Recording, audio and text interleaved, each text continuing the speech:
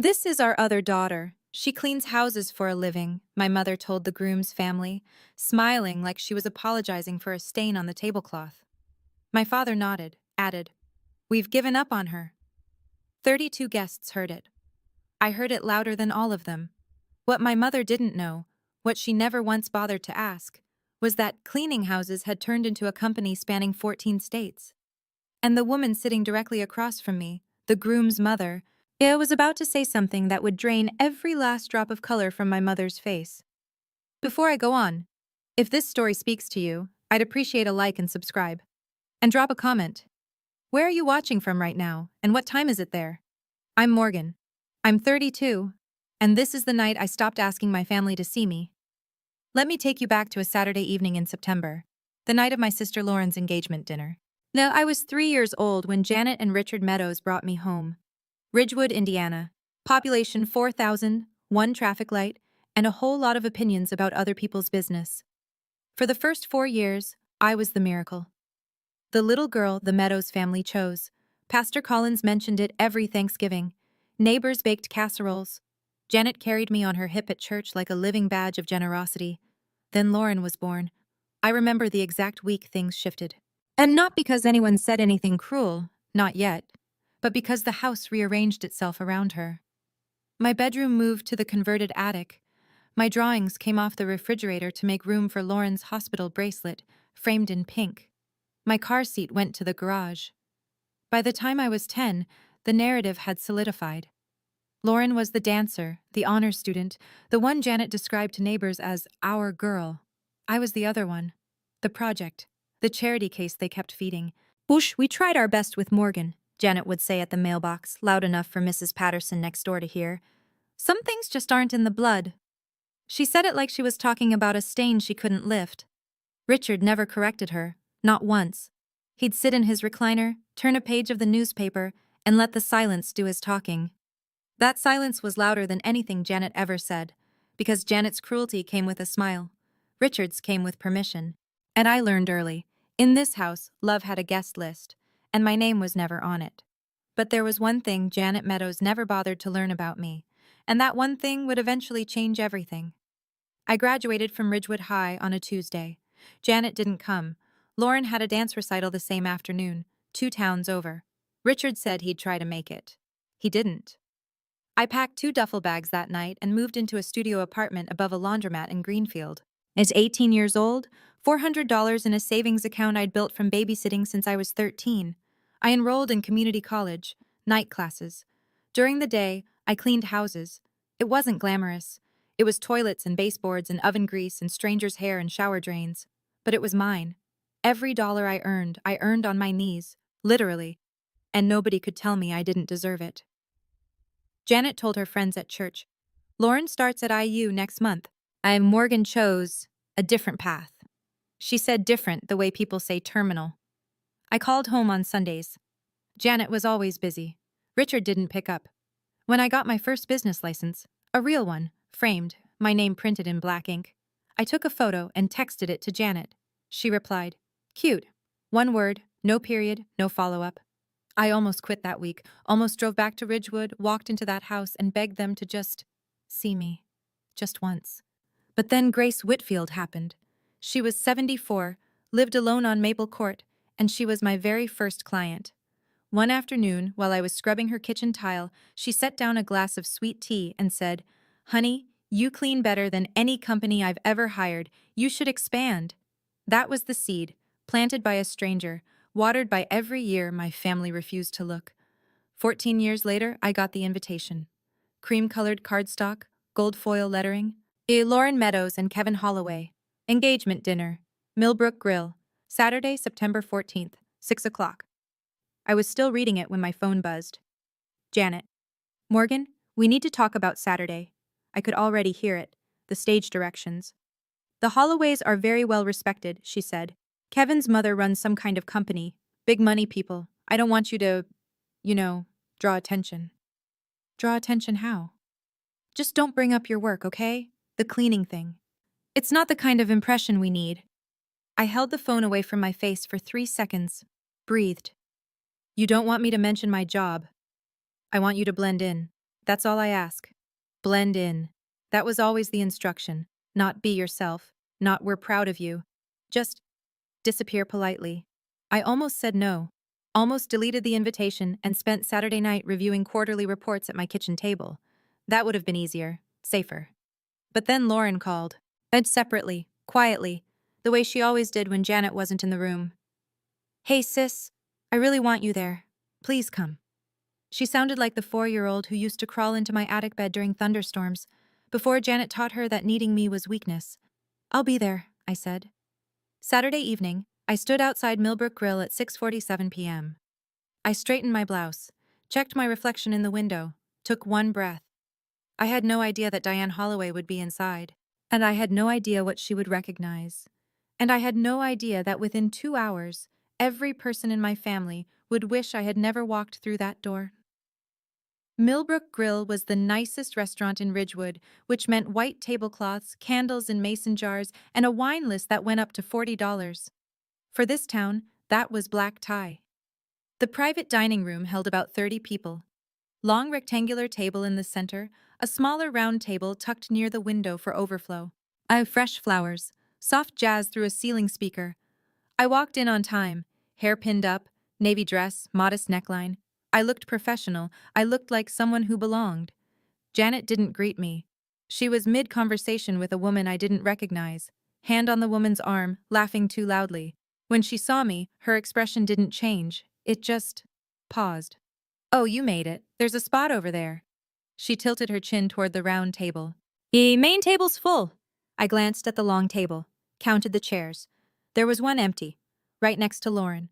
A cream-colored handbag sat on the seat, Janet's handbag. She followed my eyes, didn't move it. I walked to the round table and sat next to a second cousin whose name I couldn't remember. He was already on his second beer and barely looked up. From here I could see the whole room but felt invisible in it, which I realized was exactly Janet's design. Then Kevin spotted me. Bet he broke away from his conversation, walked over, extended his hand. You must be Morgan. Lauren talks about you. I'm glad you're here. Before I could answer, Janet appeared at his elbow. Kevin, sweetheart, come meet Aunt Ruth. She just flew in from Florida. She steered him away without looking at me, like redirecting traffic from a dead end. The main course hadn't arrived yet when Diane Holloway asked the question. She was seated near the head of the table, silver hair, and sharp posture, the kind of presence that made waitstaff stand straighter. She'd been watching the room all evening, watching Janet perform. And the young woman by the window? Diane asked, turning to Janet. Is she also your daughter? Janet hesitated. 1 second, but I caught it. Oh, that's Morgan. She's adopted. She lowered her voice just enough to make it sound confidential. Yeah, she cleans houses for a living. She said it the way you'd explain a blemish on an otherwise clean report. Richard was buttering a roll. Without looking up, he added, We've given up on her. Given up? He said it like returning a library book, calmly, completely. The table went quiet, not dramatically, just that half-second pause where everyone suddenly becomes very interested in their silverware. A woman near the end coughed softly. Kevin's younger brother looked at his plate. But I sat 12 feet away, and I heard every syllable. My hands were under the table. I pressed my nails into my palms. Then I looked at Diane Holloway. She wasn't looking away like the others. She wasn't embarrassed. She was looking directly at me, steady, focused, the way you look at someone when you're trying to place a face. Her eyes narrowed slightly, not in suspicion, in recognition. Something shifted behind her expression. A flicker, a connection forming. I didn't understand it yet. So I didn't know what she'd seen or where she'd seen it. All I knew was that the way she was looking at me was different from every other person at that table. It wasn't pity. It was something else entirely. I could leave. I could stand up, put my napkin on the chair, walk out, and never come back. I'd done it before. In smaller ways. Stopped calling on Sundays. Stopped texting photos of milestones. Stopped expecting the reply that never came. But leaving tonight wouldn't be a statement. It would just be expected. Janet would shake her head, say she's always been sensitive, and the evening would continue without a ripple. So I sat there. And I thought about 29 years. The business license. Cute. My first franchise location. A 3-bedroom office in Columbus with my name on the lease. I'd called home to share the news. Janet said she was busy prepping for Lauren's birthday brunch, the Inc. magazine interview. I never even sent it. Not because I was afraid she'd dismiss it. I was afraid she'd find a way to make it about herself. Well, I raised her, she'd tell the church. She'd frame it on the mantel next to Lauren's sorority photo. She'd take credit for the thing she spent 2 decades belittling. So I kept it. Kept all of it. My company, my revenue, my name in print. I kept it in a world she never entered because she never asked to. I looked across the room at Lauren. She was laughing at something Kevin said. But her eyes drifted toward me, brief, guilty. She looked away fast. Even Lauren couldn't save me in this house. She never could.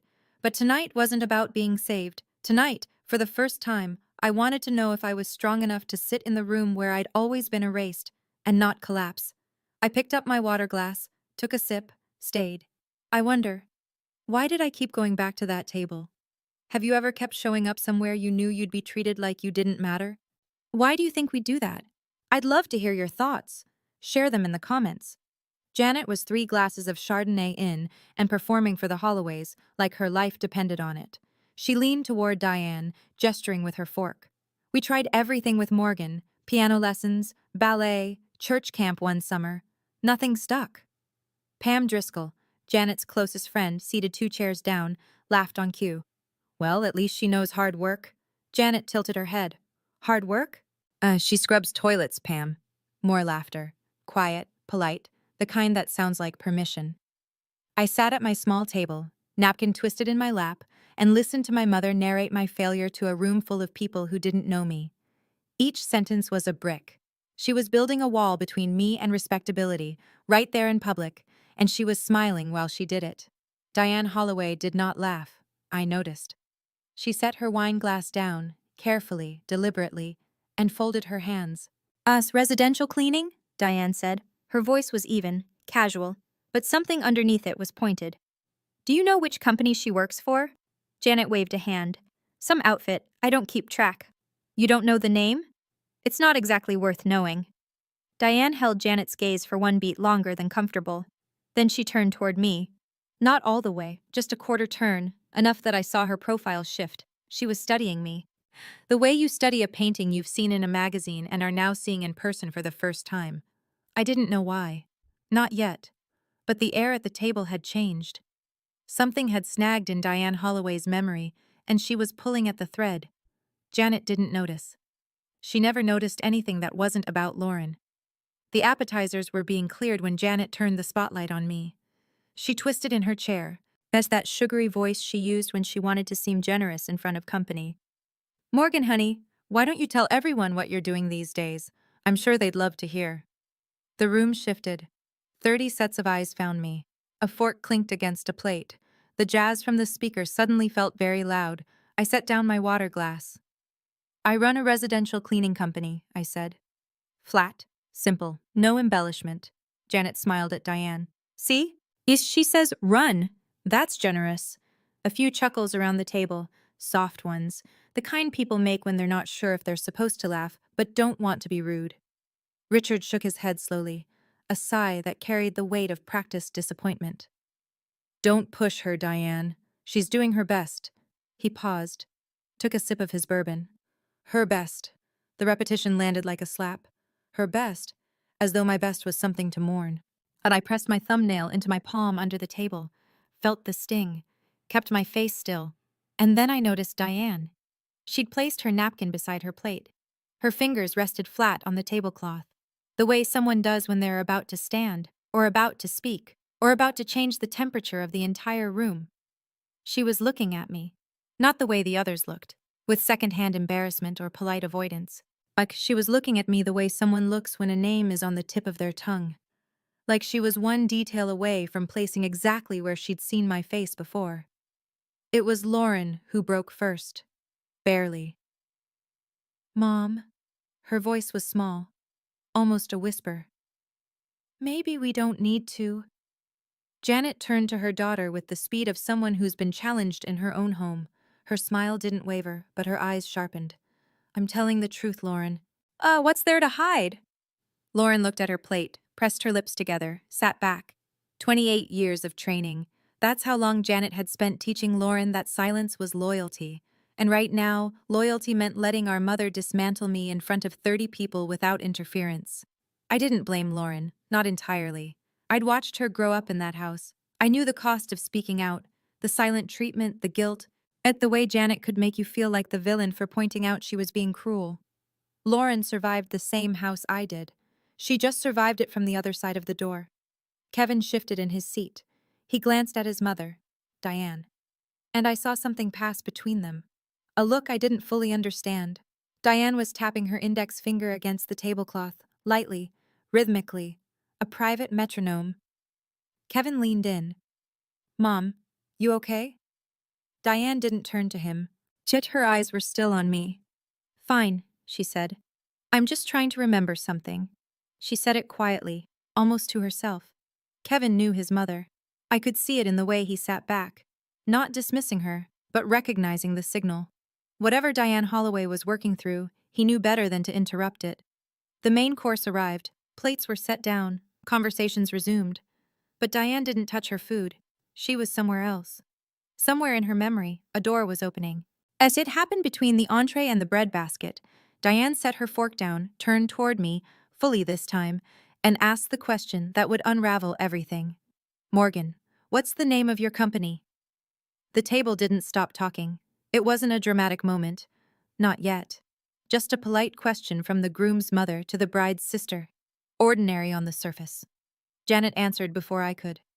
She leaned in, her hand on Diane's arm, voice wrapped in apology. Mrs. Holloway. Really, don't trouble yourself. She just... Diane raised one hand, small, unhurried, but absolute. I asked Morgan. 3 words. No edge, no volume. Just clarity so clean it cut through Janet like glass. Janet's mouth stayed open for a half second. Then she closed it. I looked at Diane. She looked at me. Meadow Shine Residential, I said. The name sat in the air between us.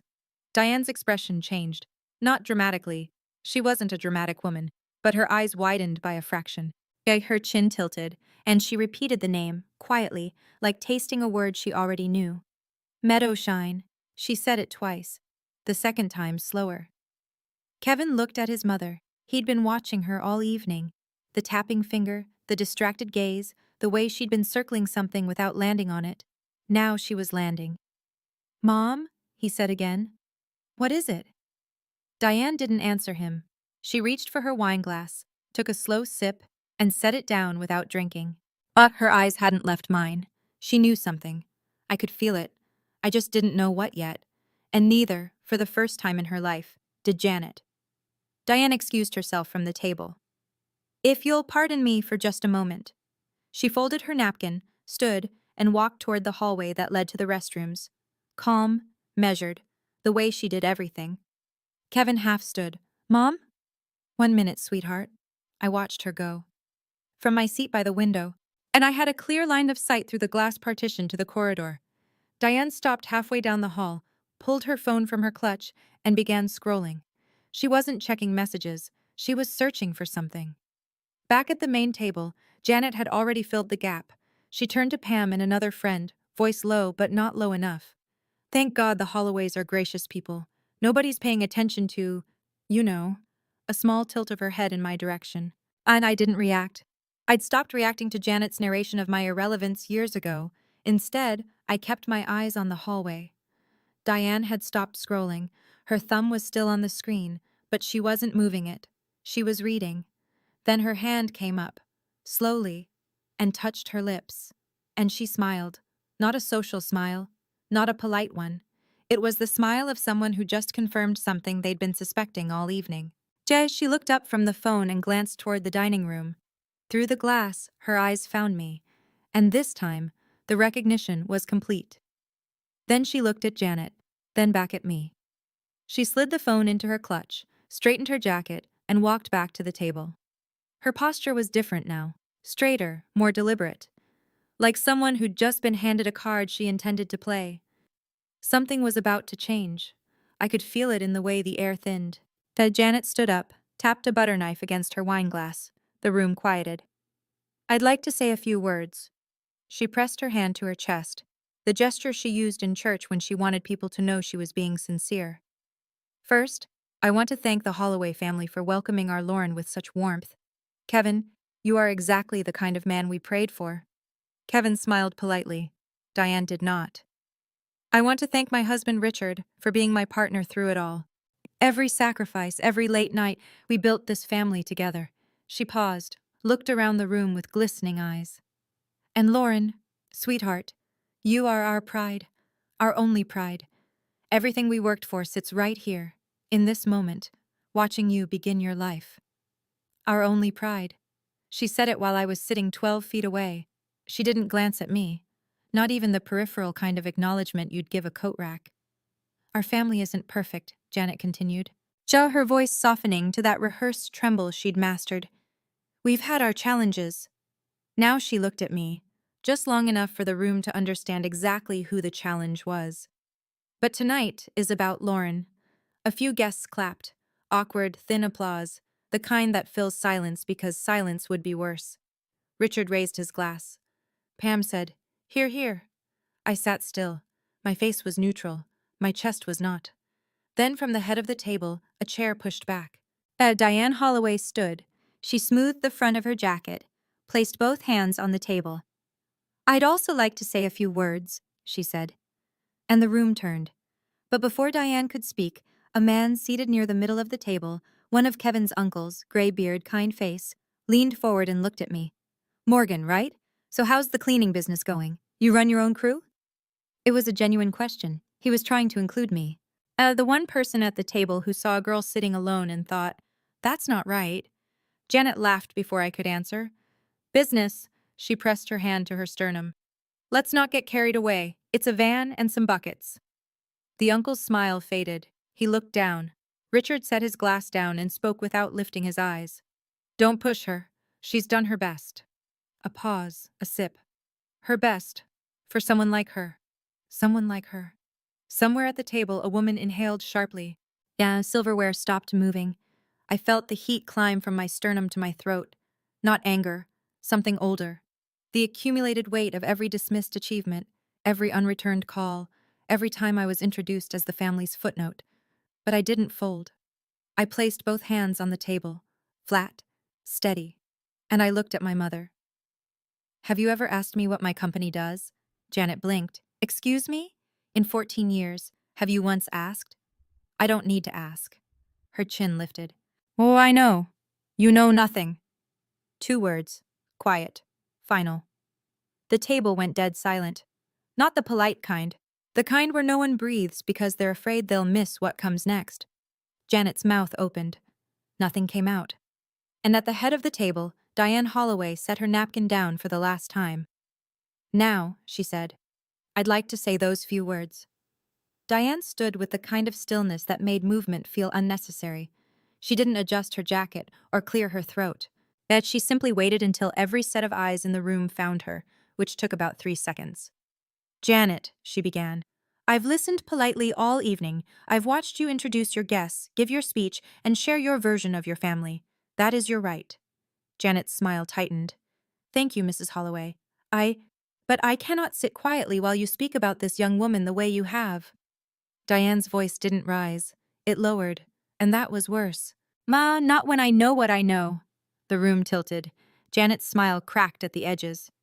"Mrs. Holloway, I appreciate your concern, but this is a family matter. You don't—" "The issue," Diane said, "is that Morgan is not a stranger to me."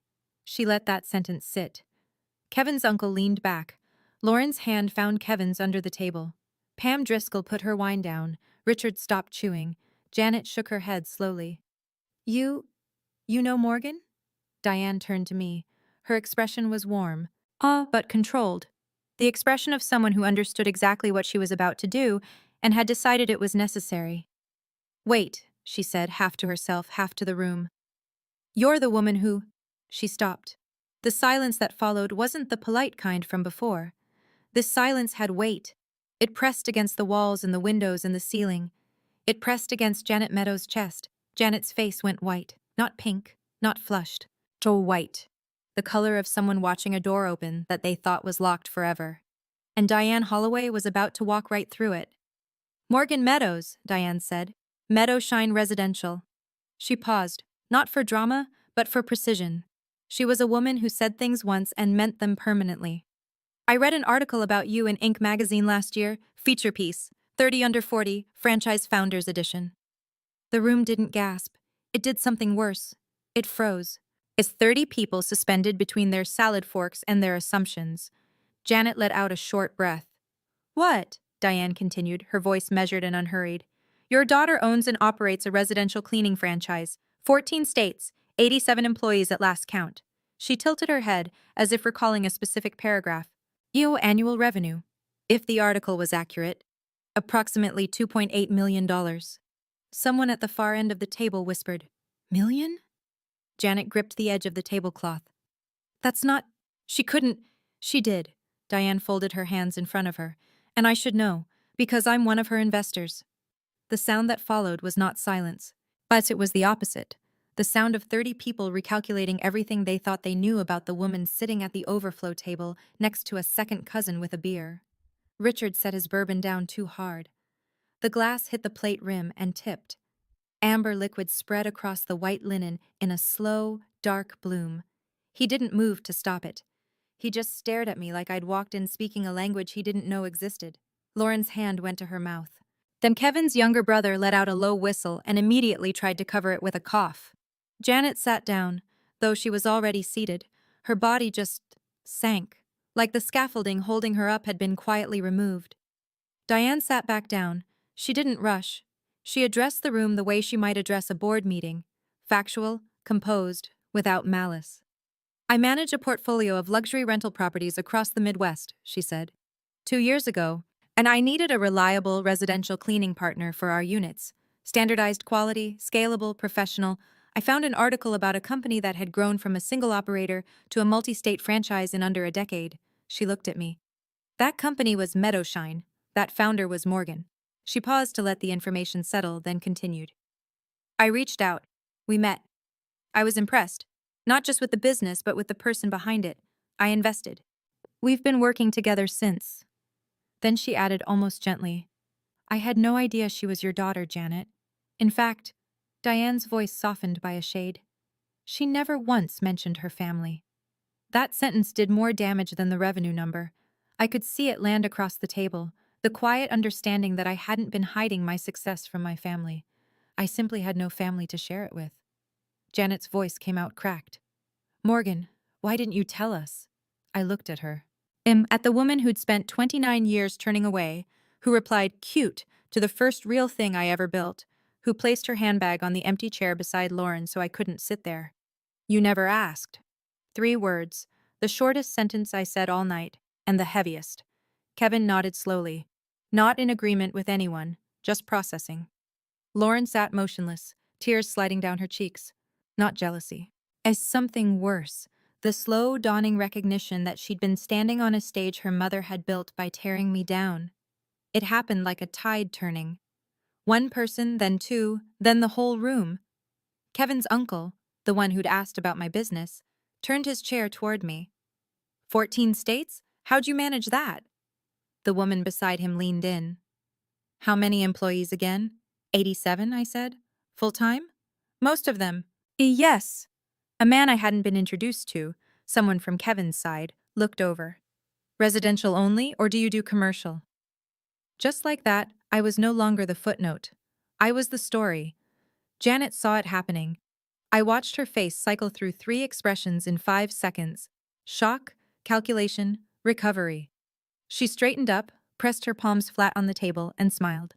Well, I always knew Morgan had potential. Didn't I say that, Richard? I always said she had something in her. She reached for Diane's arm. We've always supported her, of course. Every step of the... Janet.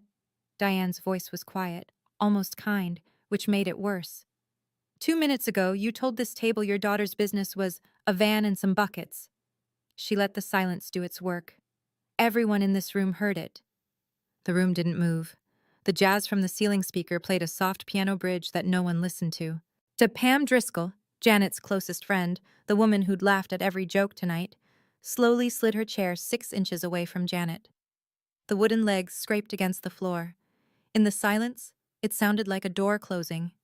Janet opened her mouth, closed it, opened it again. Nothing came out. Richard stared at a water stain on the tablecloth where his bourbon had spilled. He hadn't wiped it up, he hadn't said a word, and for the first time in 29 years, Janet Meadows had no script. I looked at my mother then, really looked, and I wondered, did she ever actually love me? Or was I just a background character in the story she wrote for Lauren? Why does a mother choose to humiliate her own child in public instead of admitting she was wrong? I still don't have the answer. Maybe you do. Let me know in the comments. I stood up. Not fast, not dramatically. I folded my napkin, placed it beside my plate, and pushed my chair back the way you do when dinner is over and you have somewhere to be. The room went still. I didn't come tonight to prove anything, I said. My voice was steady. I made sure of that. I came because Lauren asked me to, because she's my sister and I love her, and I wanted to be here for her night. I looked at Janet. She was gripping her wineglass so hard her knuckles had gone pale. But I won't sit at any table where my existence is treated as an embarrassment. I let the sentence land, didn't soften it, didn't follow it with an apology. Then I turned to Diane. Thank you, I said, not for telling them about my company, but for asking me, when no one else did. Diane held my gaze. She nodded once, firm, warm, the kind of nod that says everything it needs to. I looked at Lauren last. She was still crying, trying to hold it together, Kevin's hand on her back. Tile, my little sister, who used to climb into my attic bed because she was afraid of thunder. Lauren, I love you. I wish you every happiness. I paused, swallowed. But after tonight, I need space. Lauren nodded. She didn't argue. She knew. I picked up my jacket from the back of my chair, walked past the long table, past the 30 people who'd watched my mother erase me and were now watching me leave with my back straight and my name intact.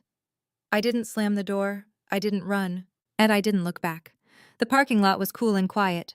September air, crickets. I sat in my car for 7 minutes before I turned the engine on. Lauren called at 11:14 p.m. I was sitting on my couch in sweats, holding a cup of tea that had gone cold 20 minutes ago. I almost didn't answer. But the phone buzzed 4 times, and I could feel the urgency through the screen. Hey, I said. Sis? Her voice was raw.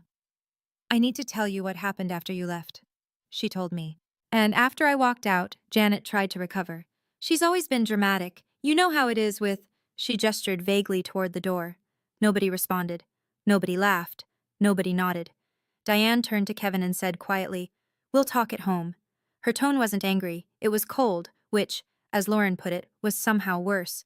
Richard attempted damage control. He leaned toward Diane, voice low, almost pleading. "Mrs. Holloway, please, don't let this affect..." Diane cut him off without raising her voice. "Mr. Meadows, I'm not judging your daughter. I'm judging how you treat her." Lauren said the room physically shifted after that. Chairs angled away from Janet. Conversations started and ended in whispers. 3 couples left early, citing babysitters, headaches, long drives, excuses wrapped in polite smiles. Janet went to the restroom. She was in there for 12 minutes. When she came out, her mascara was smudged. Yes, nobody mentioned it. Lauren said, "Sis, I've never seen Mom like that. She looked small." I didn't feel satisfaction. I want to be honest about that. I felt tired. The kind of tired that lives in your bones, not your body. "I hope she's okay," I said. And I meant it. Then I added, "But I'm not coming back." Lauren was quiet for a long time. Then, "I know. Ridgewood is the kind of town where news doesn't travel. It arrives. Before the breakfast dishes are cleared, everyone already knows." By Monday morning, the story of the engagement dinner had spread through every Bible study group, hair salon waiting room, and produce aisle in a 12-mile radius. The details varied. Someone said I owned 100 employees. Someone else said Diane Holloway wrote me a check on the spot. But the core was always the same. Janet Meadows humiliated her daughter in public, and it backfired spectacularly. And Janet had spent 15 years building her reputation as the backbone of the women's ministry at First Covenant Church. She organized the canned food drive. She coordinated the Easter egg hunt. She was the first to sign up for every committee and the last to leave every potluck. That Tuesday, 2 families quietly withdrew from her prayer circle. No explanation, just sudden scheduling conflicts that would last indefinitely. On Wednesday, Pam Driscoll called. Not to check on Janet, to deliver a verdict. Janet, I think you need to call Morgan, apologize properly. People are talking. People are talking about what? I'm her mother. I have the right to. You have the right to be her mother, Pam said. You don't have the right to humiliate her in front of 30 people. Janet hung up. She called Pam back an hour later. Pam didn't answer. I heard about all of this secondhand through Lauren, who called me every few days now. Careful. These tentative calls, like someone learning to use a phone for the first time. I didn't gloat. I didn't say good. I listened, and I said, I hope Mom finds a way through this. I meant that too. You can love someone and still refuse to stand in their line of fire. The wedding wasn't canceled, but it was postponed. Kevin told Lauren the following weekend, gently, over coffee at a diner halfway between Ridgewood and his apartment in Marion. I love you, he said. That hasn't changed.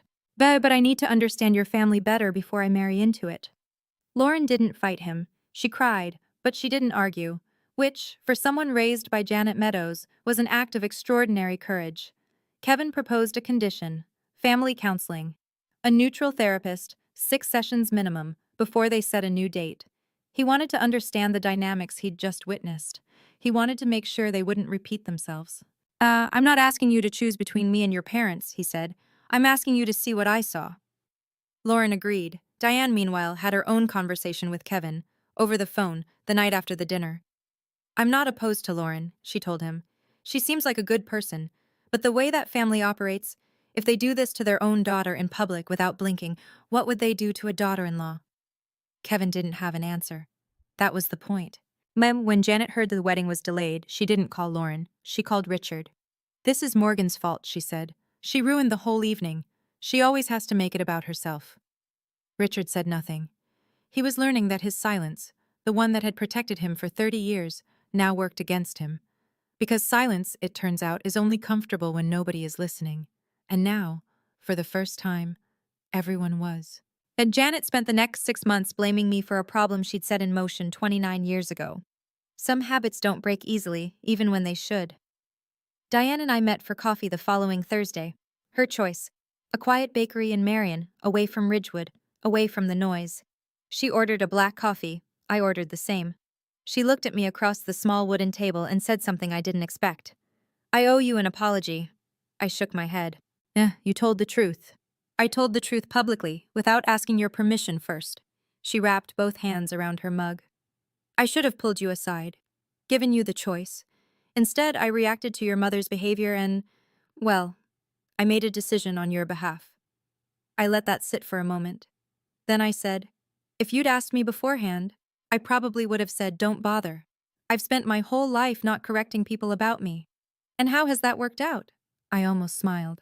Not great. Diane sipped her coffee. When I invested in your company, it was because you were smart and the numbers were solid. That hasn't changed. She set the mug down. But after that dinner, I respect you for something else entirely. What's that? The way you left the room. No shouting, no tears, no retaliation. You just stood up and walked out with your dignity intact. She paused. That's rarer than people think. I stared at a knot in the wooden table. Yeah, you ran my thumbnail along it. I learned something from being underestimated my whole life, I said. The best response isn't proving them wrong. It's just building, quietly, consistently, and letting the work speak. Diane smiled. The work spoke plenty that night. We sat there a little longer. 2 women, a generation apart, drinking black coffee and saying very little. It was the most understood I'd felt in years. 3 weeks after the dinner, my phone rang. Janet. I was in my home office reviewing a contract for a new franchise location in Michigan. For a moment, I considered letting it go to voicemail. But something in me, that old stubborn root that never fully dried out, made me pick up. Morgan, we need to talk. Okay? People at church are asking questions. Pam won't return my calls. 2 families left my prayer group. I need us to fix this. I leaned back in my chair, closed my eyes.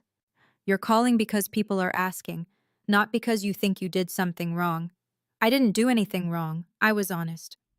You told 30 people your daughter was a failure, while she was sitting in the room. I said you cleaned houses. That's the truth. It's a piece of the truth, and you used it as a weapon. Silence on the line. I could hear her breathing, could almost hear the calculations. How to spin this? how to reframe, how to come out the victim. You were always difficult, Morgan. There it was, the trapdoor she always used when she was cornered. Make it my fault. Make it my personality. Make it Morgan's problem. Mom, I'm not cutting you off. I want you to hear that. I'm not disappearing. Then what do you want? I want you to stop lying. Not to me, to yourself. I won't come back to that table until you look at me and acknowledge what you've been doing for 29 years. You want me to get on my knees and beg? No. I want you to stop pretending. She hung up. I set the phone down, looked at the Michigan contract, got back to work. Lauren drove to my house on a Sunday in October. She'd never been before. I watched her from the front window as she parked, sat in her car for a full minute, then walked up the steps like she was visiting somewhere sacred, slow, deliberate, looking at everything. My house was simple. 3 bedrooms, a yard I barely used, and a porch with 2 rocking chairs I'd bought for company I rarely had. Inside, clean lines, neutral tones, and 1 framed photograph on the living room wall. Lauren stopped in front of it. Who's that? Grace Whitfield, my first client. She passed last spring. She looks kind. She was. She's the reason I kept going. Lauren turned to me. Her eyes were red before she even started. Sis, I'm sorry. You don't need to apologize for Mom. I'm not apologizing for Mom. Her voice broke. I'm apologizing for me. For knowing how they treated you, and sitting there, every holiday, every dinner, every time Mom said something cruel, I looked at my plate. I didn't tell her it was okay, because it wasn't. But I understood. You were surviving the same house, I said, from the other side of the door. She wiped her eyes, sat on my couch, looked around at the home I'd built without anyone's help. Tell me about your company, she said. Some, not because it's impressive, because you built it alone, and I didn't even know. We talked for 3 hours, about franchise logistics and hiring challenges and the time I lost a client because a new employee accidentally broke a chandelier. Normal things, sister things. Before she left, she told me Diane wanted to expand the investment partnership. The dinner, it turned out, had opened a door neither of us expected.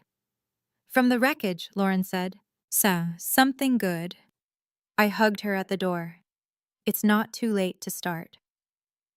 The month after the dinner was the quietest of my life, and the fullest. I didn't call Janet, didn't call Richard. I let the silence sit between us, not as punishment, but as space. The space I should have claimed decades ago. I went to work. I reviewed applications for 2 new franchise locations. I hosted a team meeting where one of my longest-serving employees, a woman named Carla, told the room she'd just put a down payment on her first house using the savings from 3 years of steady employment. I cried in my office after everyone left. The good kind. When my staff asked if I was okay, they'd heard pieces of the story, the way small-town stories travel. I said, better than I've been in years. And it was true. I'm not telling you this story to show off a revenue number or an investor's name. I'm telling it because somewhere out there, when someone is sitting at the end of a table, at a family dinner being introduced as the disappointment, and they're wondering if it's true. It's not. You don't need anyone's permission to succeed. You don't need anyone's acknowledgement to make your success real. And you absolutely do not need to accept being humiliated just to keep your seat at the table. A boundary is not a wall. It's a door. And you get to choose who walks through it. My mother hasn't apologized. My father hasn't called. I don't know if they ever will. But I know this. My name is Morgan Meadows. I started with a bucket, a sponge, and a woman named Grace who saw something in me that my own parents refused to see. And I built something that speaks for itself, even when they wouldn't let me. That's my story. Thank you for staying until the very end.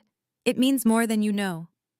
If you've ever had to set a boundary with your own family, a hard one, the kind that costs you sleep, I want to hear about it. And drop your story in the comments. You're not alone in this. If this video moved you, hit like and share. Not for me. For the person in your life who needs to hear that walking away from a toxic table isn't weakness, it's strength.